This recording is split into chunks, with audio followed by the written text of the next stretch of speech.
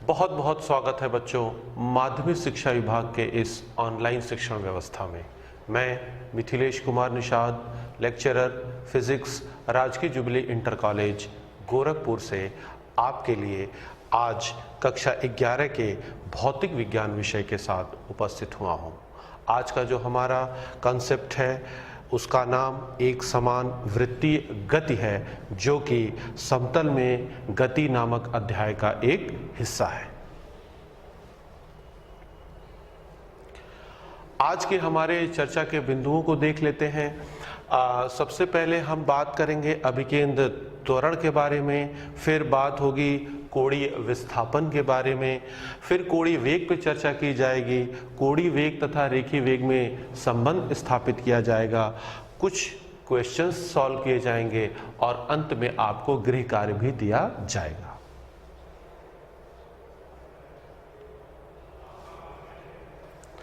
बच्चों शुरुआत करते हैं आज के विषय वस्तु से, जिसका नाम है एक समान वृत्तीय गति।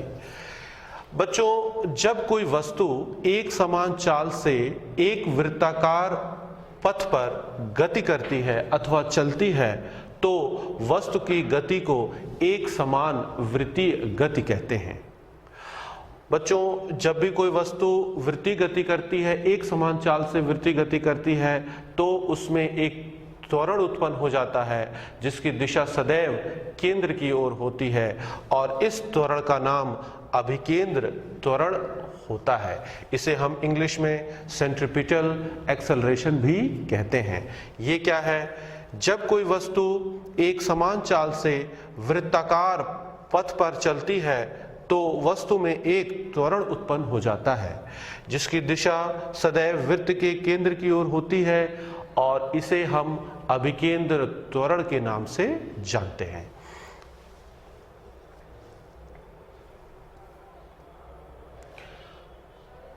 बच्चों आपके मन में एक क्वेश्चन आ रहा होगा कि यदि कोई वस्तु एक समान चाल से वृत्ताकार पथ पर गतिमान है तो उसमें त्वरण कैसे उत्पन्न हो जाता है, इसको जरा सा हम समझते हैं। ये देखिए, ये वो वृत्त है जिस पर कि कोई वस्तु गति कर रही है, कोई कण गति कर रहा है और आप देखिए भले ही कोई कण एक समान चाल से इस वृत्ताकार पथ पर गति करे, परंतु गति करने के दौरान कण के वेग की दिशा सदैव परिवर्तित होती रहती है। तो वस्तु के वेग की दिशा में परिवर्तन होने के कारण वस्तु के वेग में परिवर्तन हो जाता है जिससे कि एक त्वरण उत्पन्न होता है और इस त्वरण की दिशा सदैव उस वृत्त के केंद्र की ओर होती है।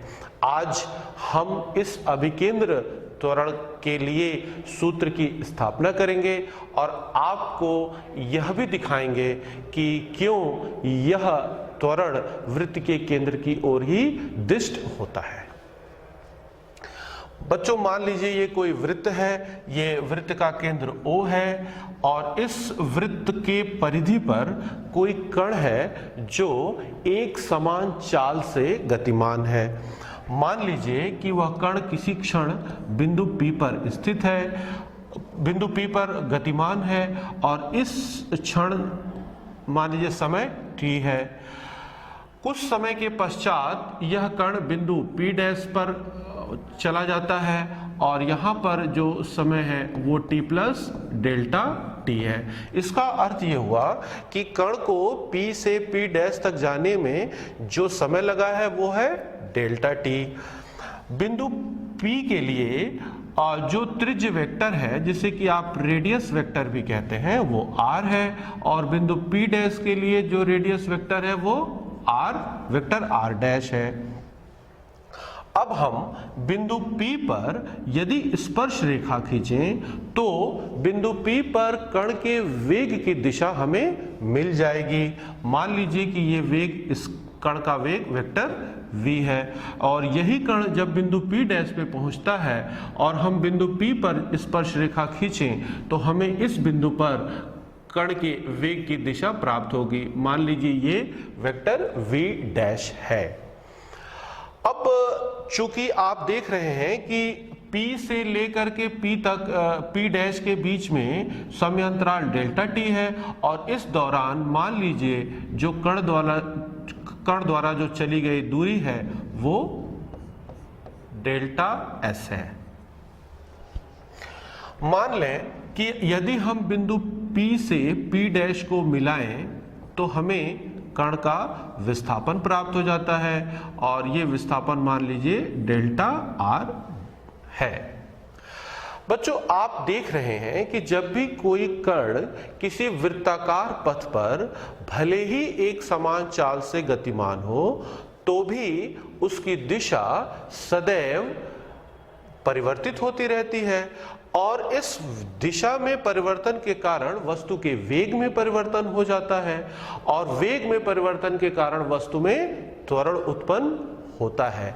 तो आप देखिए कि वस्तु जब बिंदु P पर स्थित था तो वेग v है और P डैश पर स्थित होने पर इसका वेग v डैश हो जाता है। तो यदि हम वेक्टर v डैश में से वेक्टर v को अगर हम सदिश नियमों के अनुरूप घटाएं तो हमें वेग परिवर्तन प्राप्त होगा और वेग परिवर्तन के बाद हम वस्तु के त्वरण को ज्ञात कर सकते हैं। इसके लिए हम क्या करेंगे, वेक्टर v को और वेक्टर v डैश को वेक्टर एनालिसिस के जो रूल्स हैं उसके अनुसार घटाएंगे। मान लीजिए कि ये वेक्टर v है और ये वेक्टर v डैश है। आप देख रहे हैं यहाँ पे, ये मान लीजिए g है, पॉइंट g है, ये h है और ये i है। h से लेकर के i तक का जो वेक्टर है ये दोनों वेक्टर v और v डैश के बीच के अंतर को व्यक्त करेगा। इस प्रकार इन दोनों वेगों में होने वाला परिवर्तन जो डेल्टा v है वो hi वेक्टर के द्वारा दिखाया जा रहा है। यहाँ पर ये वेक्टर r है और ये वेक्टर r डैश है। बच्चों अगर आप यहाँ पर इस ज्योमेट्री में दो ट्राइंगल आपको बनते नजर आ रहे हैं। पहला है ट्राइंगल OPP डैश और दूसरा ट्राइंगल है GHI।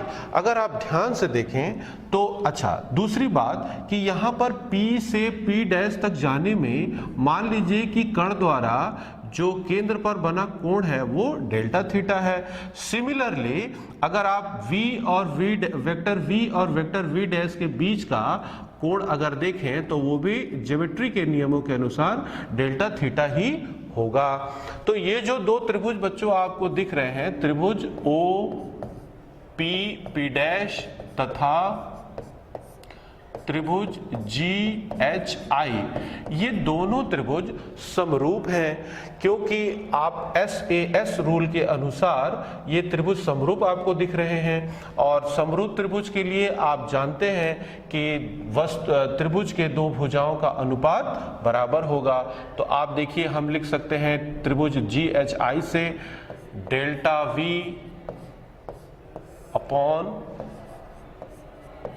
Mod of V delta R upon R mod of R। अब आप जरा देखिए, इसे हम थोड़ा सिंप्लीफाई करते हैं। Mod of vector delta V को अभी वैसे ही छोड़ देते हैं। मॉड ऑफ V का मतलब क्या है बच्चों, ये जो V है ये कण का वेग है और आपको पहले ही बताया जा चुका है कि कण के वेग के परिमाण को हम चाल कहते हैं। तो इसका जो परिमाण होगा वो चाल v हो जाएगा।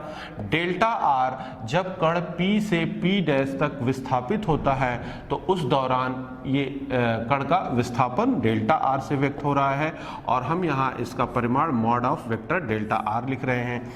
Vector mod of vector r क्या है, ये O से लेकर के P तक का त्रिज्य वेक्टर है और इसका परिमाण इस वृत्त के त्रिज्या के बराबर होगा। इसे हम इक्वेशन नंबर 1 मान लेते हैं। बच्चों आपने देखा कि इस वस्तु जो भी कण ये गतिमान है इसमें वेग परिवर्तन हुआ है और वेग परिवर्तन के कारण त्वरण भी उत्पन्न होगा। तो त्वरण का जरा सा सूत्र देख लेते हैं। त्वरण का परिमाण कितना होगा ये निकाल लेते हैं हम लोग। Mod of vector A is equal to limit delta T tends to 0 delta V by delta T. ये इस वेग का सूत्र त्वरण का सूत्र आप पहले ही इसको हम लोगों ने अध्ययन कर लिया है, मैं सीधे ये सूत्र इस्तेमाल कर रहा हूं। आप इक्वेशन नंबर 1 से डेल्टा वी की वैल्यू यहां रखेंगे तो ये हो जाएगा limit delta T tends to 0 V by R mod of vector delta V upon delta T. अब इसको थोड़ा सा और हम सॉल्व करते हैं।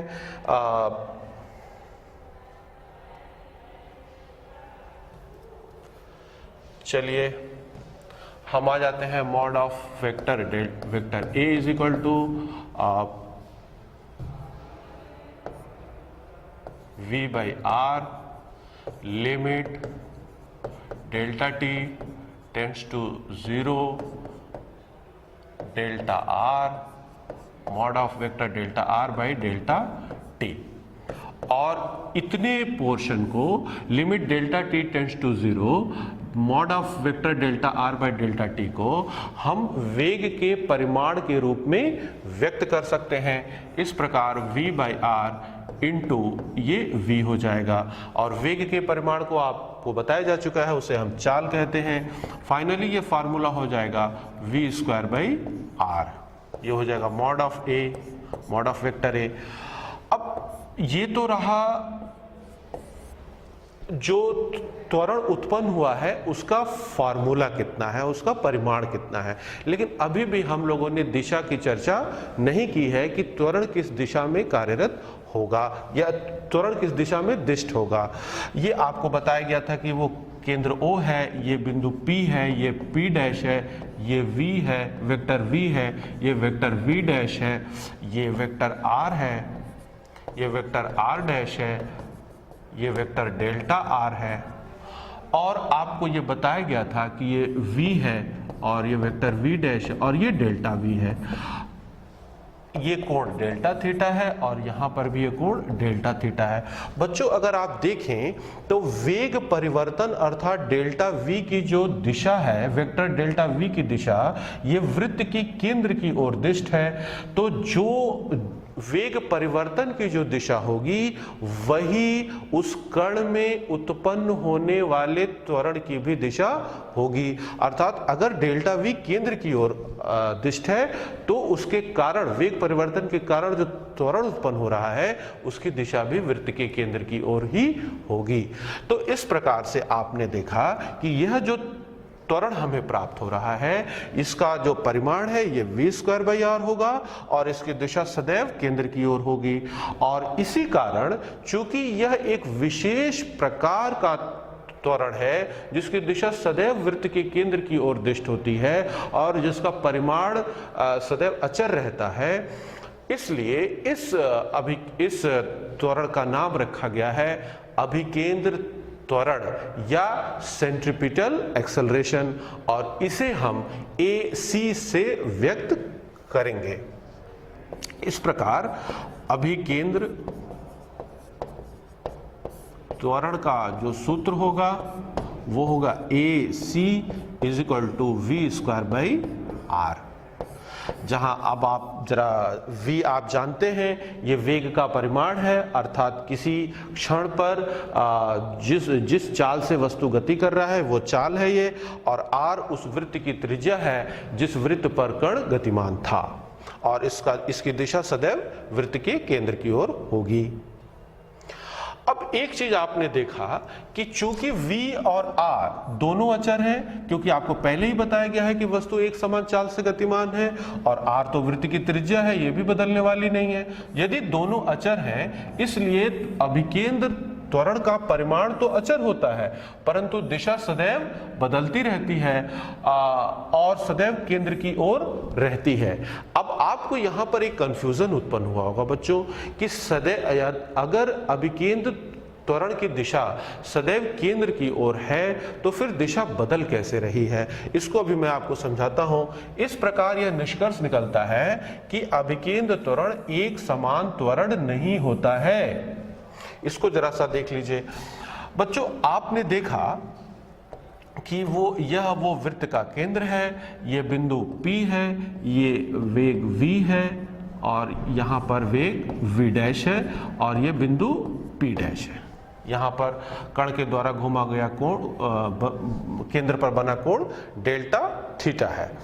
जब यह कण बिंदु P पर होगा तो कण पर लगने वाले अभिकेंद्र बल की दिशा वृत्त की केंद्र की ओर होगी और यहां पर जब बिंदु P डैश पर होगा तो भी उस पर अभिकेंद्र त्वरण की दिशा केंद्र की ओर होगी।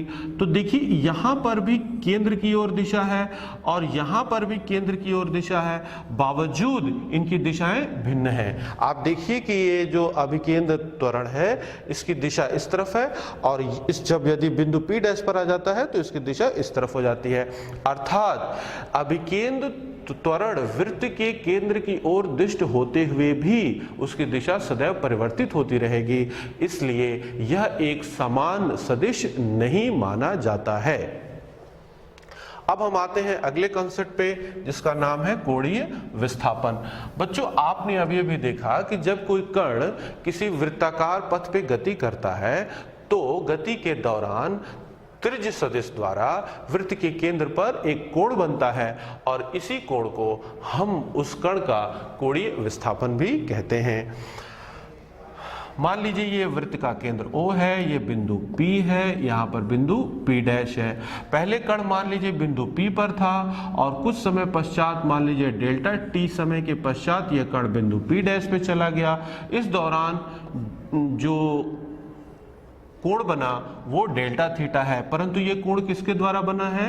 O से P के लिए जो सदिश हम डिफाइन करते हैं उसे हम बोलते हैं रेडियस वेक्टर और O से P के लिए बिंदु P के लिए जो रेडियस वेक्टर है वो r है और P डैश के लिए रेडियस वेक्टर r डैश है। तो आपने देखा कि त्रिज्य सदिश ने डेल्टा थीटा कोण केंद्र पर अंतरित किया और इसी कोण को हम कोणीय विस्थापन भी कहते हैं। एक बात और जान लीजिए कि कोणीय विस्थापन के लिए जो सूत्र होगा वो होगा delta theta is equal to delta S by R, जहां डेल्टा एस अभी आपको बताया गया है कि बिंदु P से बिंदु P डैश तक कण द्वारा चली गई जो रेखीय दूरी है वो डेल्टा एस है और ये जो आर है वो वृत्त की त्रिज्या है। इस प्रकार जो कोणीय विस्थापन का जो सूत्र होगा वो डेल्टा एस बाई आर होगा और इसका जो मात्रक होगा वो रेडियन है। अब आ जाइए कोणीय वेग में। कोणीय वेग क्या है? कोणीय विस्थापन के समय परिवर्तन के दर को कोणीय वेग कहते हैं।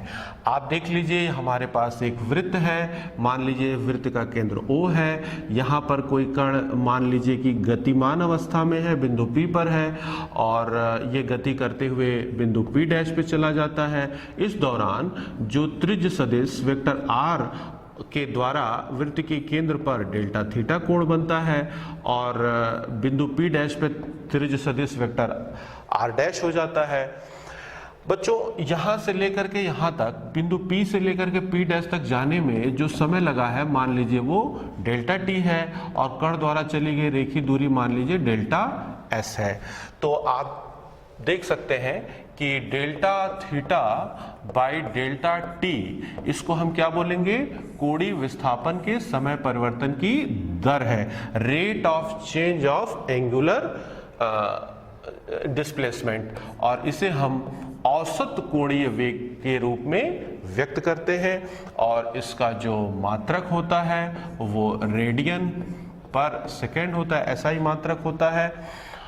और तात्कालिक कोणीय वेग या तात्क्षणिक कोणीय वेग को हम कैसे व्यक्त करते हैं इसे देख लीजिए।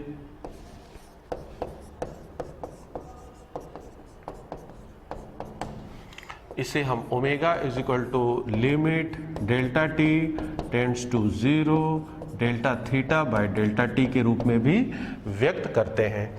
बच्चों अब यहाँ पर एक छोटा सा एग्जाम्पल देख लीजिए। मान लीजिए कोई कण बिंदु P से चलता है और पूरा एक चक्कर लगा करके पुनः उसी बिंदु P पर आ जाता है।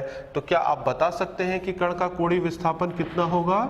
जी हाँ, इसे हम व्यक्त कर सकते हैं 2 पाई रेडियन। और इस दौरान जो कण ने जो समय जो उसे लगा है एक चक्कर लगाने में, उसे हम बोलते हैं आवर्त काल। अर्थात जब कोई कण वृत्तीय पथ पर गतिमान हो तो एक चक्कर लगाने में कण द्वारा जो समय लिया जाता है उसे हम उस कण का उस वृत्तीय गति के लिए आवर्त काल कहते हैं। उसे हम कैपिटल T से व्यक्त करते हैं। और यहाँ पर आप देख लीजिए तो फिर फार्मूला आपका ओमेगा बार का हो जाएगा 2 पाई बाई कैपिटल T। और यहाँ पर देखिए 2 पाई 1 बाई टी को हम न्यू से भी व्यक्त कर सकते हैं। न्यू क्या है? न्यू को हम आवृत्ति बोलते हैं। दरअसल एक सेकंड में कोई कण जितना वृत्ताकार पथ पे चक्कर लगाता है उसे हम कण की आवृत्ति कहते हैं और इसे हम न्यू से व्यक्त करते हैं। तो इस प्रकार से ओमेगा का हमारे पास एक और फार्मूला आ गया है।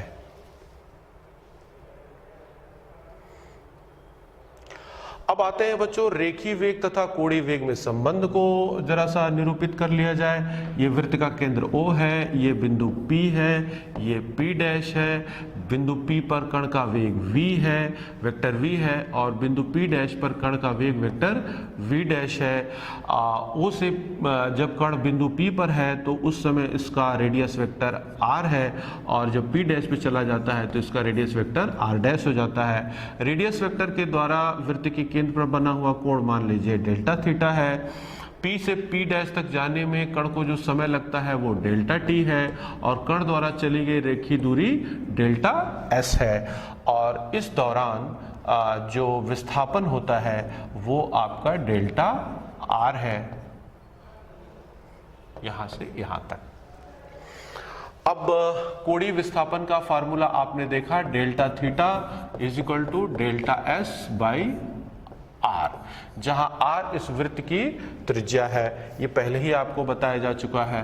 अब आप डेल्टा T से दोनों तरफ भाग दे दीजिए, delta theta by delta T 1 by R, delta S by delta T, और दोनों तरफ आप लिमिट टेंड्स टू 0 ले लीजिए, taking limit of both sides. देख लीजिए, limit delta T tends to 0, delta theta by delta T is equal to 1 by R, limit delta T tends to 0, delta S by delta T। अब ये भी आपको बताया गया है, इसे हम तात्क्षणिक कोणीय वेग ओमेगा से व्यक्त करते हैं। ये 1 बाई R है, और ये delta S by delta T, और इसका सीमांत मान जब डेल्टा T जो है शून्य की ओर अग्रसर हो तो इसे हम चाल से व्यक्त करते हैं। चाल आपको पहले ही बताया गया है कि वेग का परिमाण है। इस प्रकार से हमारे पास फार्मूला आ जाता है v is equal to R omega. ये जो फार्मूला आपके सामने आया है, ये इस फार्मूले में हमने अभी स्केलर फॉर्म लिया है। इस फार्मूले का वेक्टर फॉर्म आपको रोटेटरी मोशन नामक चैप्टर में, जो कि आपको आगे आएगा, उसमें विधिवत एक बार फिर इसका डेरिवेशन किया जाएगा, और इसको आपको वेक्टर स्वरूप, इस फार्मूले का वेक्टर स्वरूप भी बताया जाएगा। फिलहाल आप देख लीजिए कि रेखीय वेग और कोणीय वेग में जो संबंध है वो है v is equal to R omega, जहां v जो R है वो वृत्त की त्रिज्या है। इस प्रकार से आप देख सकते हैं कि जो हमारे पास अभिकेंद्र त्वरण AC प्राप्त हुआ था v स्क्वायर बाई R, उसे हम अब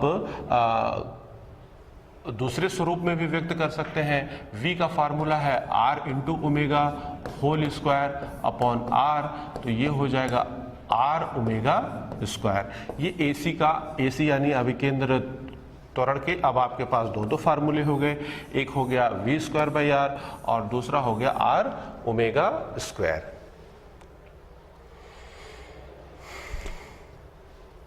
अब आते हैं बच्चों, एक न्यूमेरिकल है। न्यूमेरिकल ये है कि कोई कीड़ा एक वृत्तीय खांचे में जिसकी त्रिज्या 12 सेंटीमीटर है फंस गया है और वह खांचे के अनुदिश स्थिर चाल से चलता है और 100 सेकंड में 7 चक्कर लगा लेता है।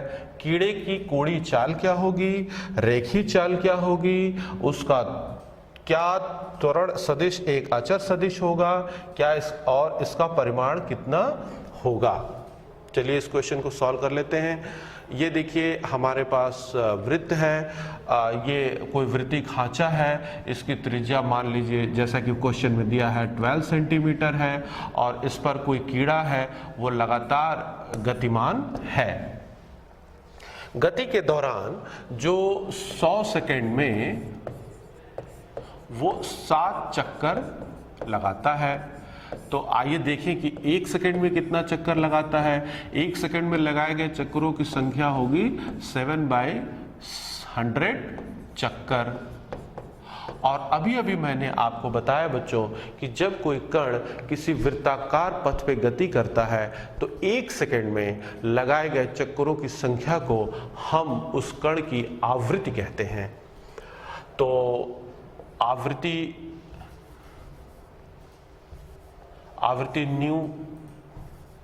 आवृत्ति का फार्मूला न्यू जिसे 7/100 से हम व्यक्त करेंगे और ये हो जाएगा हर्ट्ज।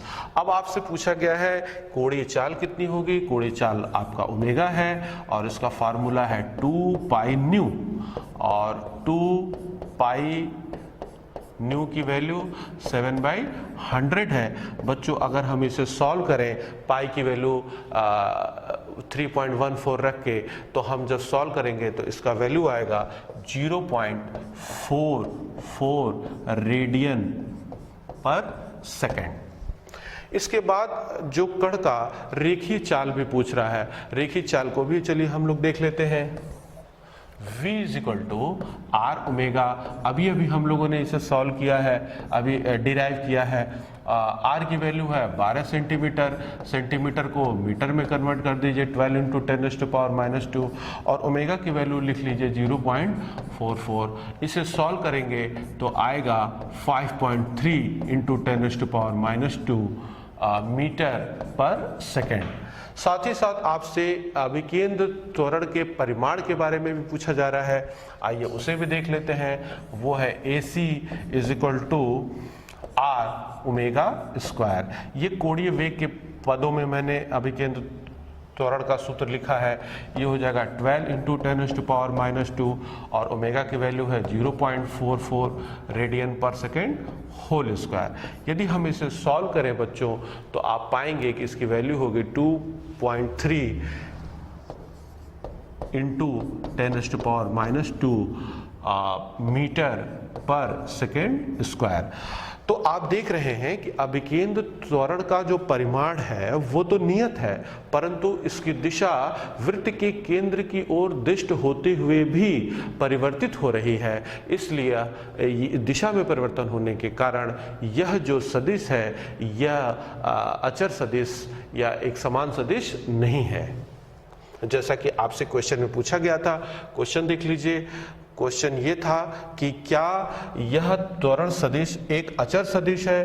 तो अचर सदिश होने का मतलब कि वो सदिश अचर होगा जिसके परिमाण और दिशा दोनों ही अपरिवर्तित हों। पर इसके परिमाण तो अपरिवर्तित है परंतु दिशा सदैव वृत्त के केंद्र की ओर होते हुए भी परिवर्तित हो रही है, अर्थात ये अचर सदिश नहीं है। इसके बाद हम आते हैं गृह कार्य पे। गृह कार्य देख लीजिए। कोई वायुयान है जो 900 किलोमीटर पर आवर की एक समान चाल से उड़ रहा है और 1 किलोमीटर त्रिज्या का कोई क्षैतिज लूप बनाता है। इसके अभिकेंद्र त्वरण की गुरुत्वीय त्वरण से तुलना कीजिए। इसको मैं आपको हिंट दे देता हूं बच्चों। अभिकेंद्र त्वरण का सूत्र अभी अभी आपको बताया गया है, उसे आप सॉल्व करके निकाल लेंगे। और गुरुत्वीय त्वरण के बारे में आपको अध्याय 3 में भी बताया जा चुका है, जिसकी वैल्यू होती है 9.8 मीटर पर सेकेंड स्क्वायर। आप उससे इसका भाग दे दीजिए और इस प्रकार से आप तुलना कर लेंगे। मुझे पूरा विश्वास है बच्चों कि आज के लेक्चर से आप लाभान्वित हुए होंगे। धन्यवाद।